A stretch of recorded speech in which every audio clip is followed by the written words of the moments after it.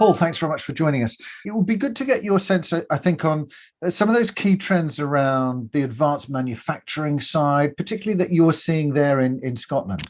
There's quite a few emerging after the pandemic, and certainly after the COP gathering in Glasgow.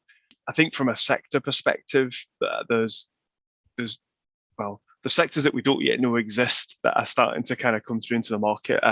Space and quantum. I mean, everyone knows about space, but I don't think people really know that Glasgow is one of the main manufacturers of satellites and space vehicles and space batteries and rockets in the UK. From a space point of view, there's lots of inward investment coming into Scotland as a whole.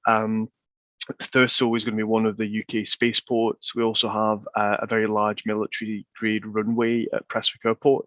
Is going to be key to provide international access to a lot of these space manufacturers. So we are seeing that the R&D elements and the advanced manufacturing elements of this are they're very key to look at Glasgow Central Belt for the workforce. And then that links in with that infrastructure, which in the last 12, 18 months is starting to really kind of ramp up from a world international perspective. Health tech, life sciences have always been in this area, but we're seeing that the manufacture of instruments and COVID tests and innovative ways of measuring and sampling health issues.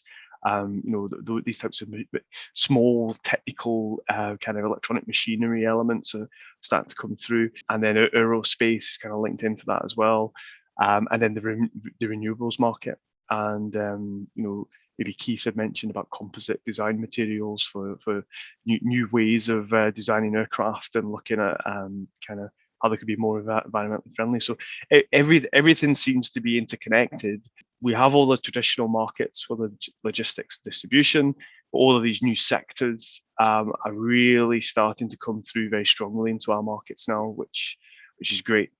And we need to find homes for these opportunities. And is that a mix of some being sort of city centre, some being more campus driven, Paul? What are people looking for in terms of the occupiers and I suppose the investors as well?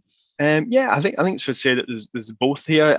Certainly lots of inward investors I'm talking to who want to have the greatest minds camped out in close proximity to the universities. They will need an office of whatever size for a period of time from an R&D perspective.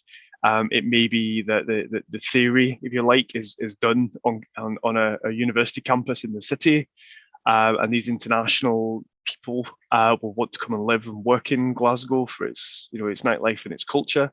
But then having the innovation side and the manufacturing element of the R&D being processed close proximity to the city centre campus.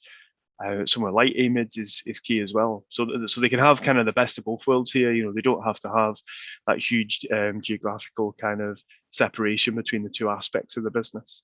And I think that's really important. I think that's a kind of USP for us as a central belt location.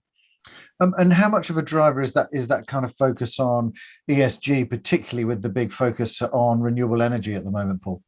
Well, it's huge. It's extremely huge. I mean, you have to imagine that a lot of the advanced manufacturing side of businesses, that the biggest cost is probably energy. So it makes complete commercial sense to keep that down. Hopefully, renewable energy is cheap and easy to come by.